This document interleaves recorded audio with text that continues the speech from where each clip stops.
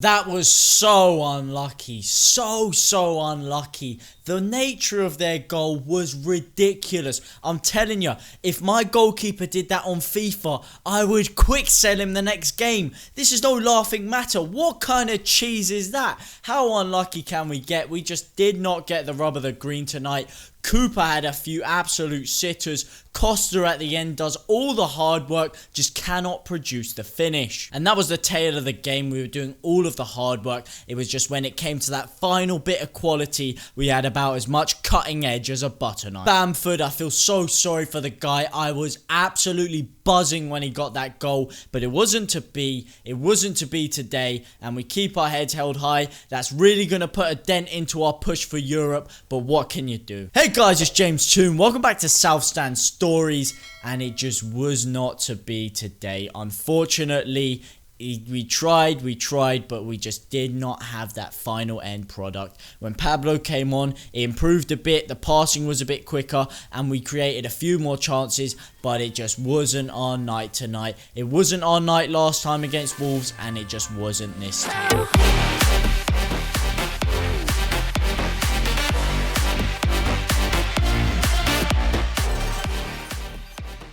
Alright, now I'm going to whip out a few statistics of this game that I have just pulled up to the side real quick, yeah? Okay, so 59% possession. You know, you expect that. We usually dominate possession against teams, especially Wolves, who generally tend to be a bit more counter-attacking in their play. It was kind of obvious we were going to dominate the possession. Shots, 18 to 15. 18 shots with only 7 on target, and this is where the problem comes in. 11 whole shots off target. 11 out of 18. That's just simply not good enough. Our performances right in front of goal have not been good enough this season. They generally weren't good enough last season, and they weren't really too good the season before. We create so many more chances than we actually put away. Cooper had about 3 gilt-edged chances. How the hell did he not put one of those away? The cross came in, beautiful whip by Rafinha, lovely feinted delivery into the box. Cooper has so much time to decide where he wants to put it, doesn't get enough connection on it, passes it straight to the goalkeeper. As a couple of other chances, the ball comes in again, back post, he tries to kick it in. I'm not going to blame him too much for that one. And he just, generally, I really don't think he played that well today. Cooper, he went from Palace a couple of weeks ago having one of his best performances this season in a Leeds United shirt to today. I'm sorry, I'm going to have to say it was one of his worst. The guy misplaced so many passes. There were so many times at the back where he was trying to spray it out wide to either Rafinha or Ayling, sometimes Dallas, and it was just going to touch every time. I'm not going to just single him out because there were quite a few players doing that. Jack Harrison the like, I don't think he really covered himself in glory today. But Cooper.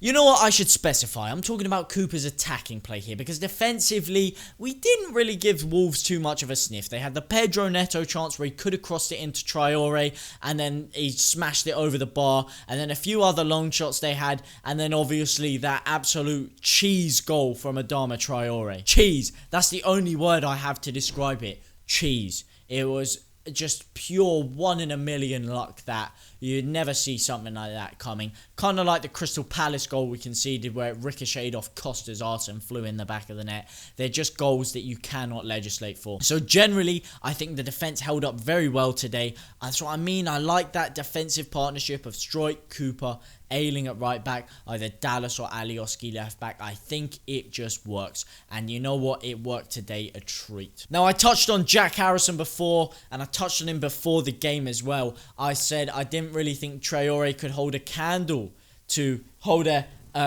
candle to Harrison's play, but today Harrison just was not on. And you know what, I'm going to cut him some slack because he has been phenomenal the past few weeks, to be honest. However, today it was back to Harrison at the beginning of the season. I'm afraid his crosses weren't quite on, his delivery wasn't quite there, and he just all round was a bit sloppy. But yeah, I'm not going to blame him. Look, maybe a bit of fatigue, maybe it just wasn't his night tonight, just like it wasn't our night tonight. You have those games as a player. I'm not going to jump on his back already, because you know what, the guy does get slated quite a bit. Last year he had a torrent of abuse to go through. This year the fans are kind of on side a bit more, and I like it. I want to keep seeing him develop. I'll give him a few more weeks grace period, because he has been very good this year. His counterpart on the other wing, Rafinha. Rafinha, he is so good. His delivery, oh my god, the way he gets that dip and that whip on it, and he gets the perfect feint, and he just gets the angles right. He reads the game like no one else in the team. He is a cut above. He is the pure definition of class on grass.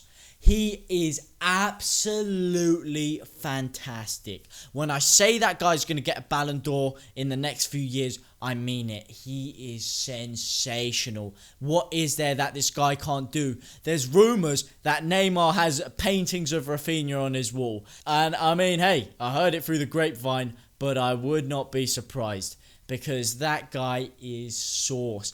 Peri flaming hot sauce. We ain't talking no lemon and herb mild sauce here. We are talking the spiciest sauce you can get. The sauciest of the sauciest.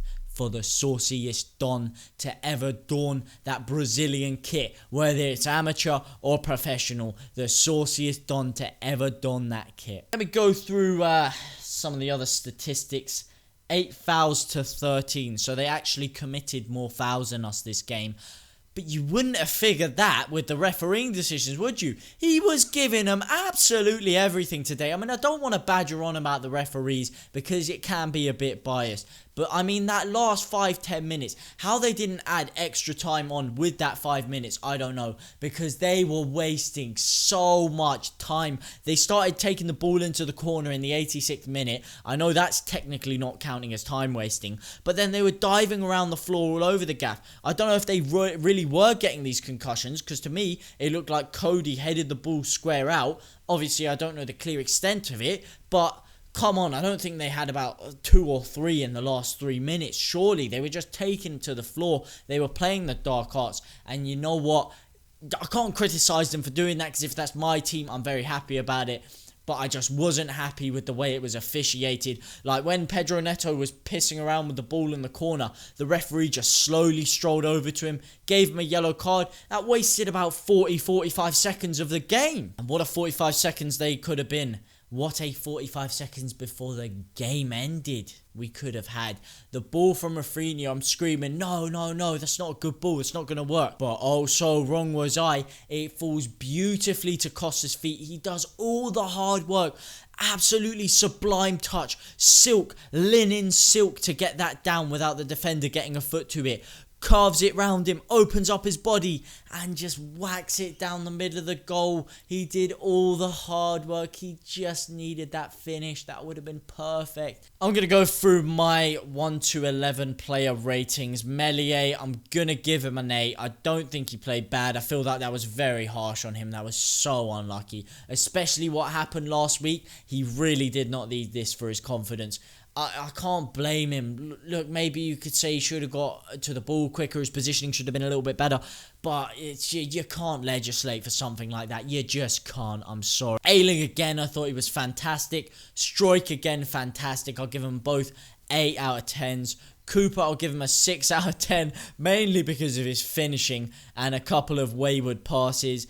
Dallas, I'll give him a 7.5 out of 10. I don't think he was quite as good as Ayling, but I do think he did play very well. Shackleton, didn't notice too much of him. I've got to say, he was probably a 6 for me. Klitsch, again, didn't look too sharp. I'd probably give him a 6 out of 10. Harrison, I'm sorry, mate. I can't go further than a 4 out of 10. It just really, it didn't click today. There was something missing. It looked a bit lethargic on the ball. It just didn't seem his natural confident self that he has seemed of late. But I do back him to come forward through this and use this as a vital learning experience to really kick on as that elite professional that we know he can be. Tyler Roberts, he's been craving his opportunity. Fans have been calling for his name. Give him a shot, they say.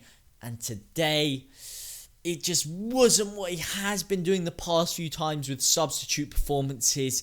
It just was not it, Chief, today. Again, I'll be generous. I'll give him a 6 out of 10. I don't think he played specifically bad. It's just he was not capitalising. We're in those kind of games, you're not going to have a bunch of gilt-edged chances. When you do get a half chance, you have to create something with it. You have to get a good effort off. And some of his passing today was just sloppy. Some of the passing from the whole team was sloppy. But him especially, Tyler Roberts especially, had some really sloppy passes in the wrong time. On the right, Rafinha, 8 out of 10. In fact, no, 8.5, 9. 9 out of 10. I thought he was our best player yet again. I thought he was dangerous on that wing. He was constantly causing them problems. He was constantly causing them problems cutting in on the left. I feel like Johnny in the first half kind of did a bit of a better job. Once they took him off for Marcal, I really thought Rafinha was getting a lot of joy down that side. You don't put a substitute like Marcal on against the best winger in the Premier League right now in Rafinha. It's just a suicide mission, and I feel like Rafinha was getting a lot of joy down that wing, and he was getting a lot of good deliveries in. You know what? It was just another sublime performance from the Brazilian. Up top, Patrick Bamford didn't really have too much to do, but when he did, he finished his shot beautifully. Gutted for the lad that it was offside. Gutted for a whole team that it was offside. That would have been brilliant. You know, nice play. Sucker him in with the counter-attack. And just a brilliant finish. Leathers it into the top corner. Unfortunately, again, was not to be. But today, I don't think he did too much wrong. I'll give him a 7 out of 10. Substitutes, Hernandez, 8 out of 10. Sure, he made a couple of misplaced passes which could have cost us. However, generally, his one-touch play, he was getting the ball out to feet quickly. Because what we do sometimes, we have a knack of like taking in 1, 2 touch, 3 touch and just slowing everything down and passing it side to side and backwards. He is just quick, one touch. He knows the right pass to make at the right time, the right weight on it. He was just really getting us ticking along there, and I feel like if he had a bit more time on the pitch, then he could have been even more impactful on the game.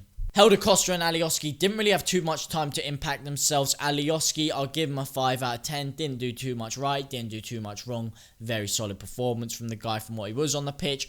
Costa, I'll give him a 5 out of 10 again. He did have a few energetic spells where he did look lively, and he did obviously have that chance right at the end. If he buried that, I would have given him a 7, 8, a 10 out of 10 in fact for scoring that. Unfortunately, didn't. I can't really say too much about him. Again, I would have liked to see him maybe get a bit more game time than what he did to make a more accurate view on his performance. However, in the short, limited amount of game time I got, I do have to say that it was just an average 5 out of 10 again for me. But we look forward to next Tuesday where we've got Southampton, the team that we already had our match postponed against, the team that are right behind us. We cannot afford to drop points again. We cannot afford to slip up again. We really need to get those wins under our belt. We have to capitalise on next week against Southampton. We have to beat them. We have to end this rut, and we have to get that win streak back going again. I feel like we can bounce back. The last couple of defeats, I don't think we deserved the defeats. I think we were the better side in both of the games. Okay, Arsenal, maybe you could say joint best side. Today, I really do think we were the better side than Wolves, and that's not even me being biased. I think we had the better chances. I think we had the better overall play, and I think our defence was more solid. We really didn't let them get too many good opportunities, in my opinion. Obviously, your opinion may differ with that, and I would like to hear what you have to say in the comment section down below. It's not all about me and my what you could call biased views at times. I want to hear what you have to say. Get yourself in the Discord. We can have a nice little chat, a bit more communication going. If not, get yourselves down in that comment section. Let me know what you thought. Let me know what you think your side is going to do next week. Let me know what you thought of your side's current performance, be it in the Europa League, maybe you're a Spurs or an Arsenal fan, be it in the Champions League, maybe you're a Liverpool fan, or just any kind of other Premier League or Championship side. Let me know what you think about your current club's predicament. Let me know about what you think your season outlook predictions are going to be for Leeds, for Arsenal, for Chelsea, for Man United, for anyone. Let me know what you think in the comment section down below, and I will see you next week.